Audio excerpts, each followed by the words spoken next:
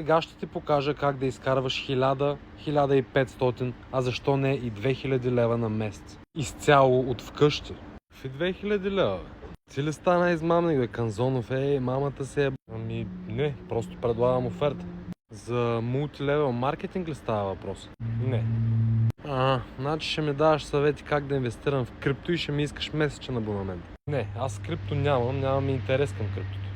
Да, ама сигурно ще трябва да направя някаква инвестиция. Ще трябва, да. За вестник да не цапаш масата у вас. Какъв вестник, бе, съдък?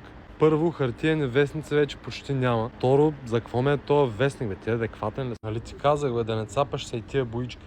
И за какъв чеп са ми тия боички? Аз ти давам боичките и това. Ти ми връщаш това. И каква е уловката? Сигурно плащаш на края на месеца и парите няма да ги помириш. Не, напротив, плащам те на всяка фигурка. Единствената уловка е, че трябва да си или от Сливен, или от Пловдив. И наистина да можеш да рисуваш адекватно.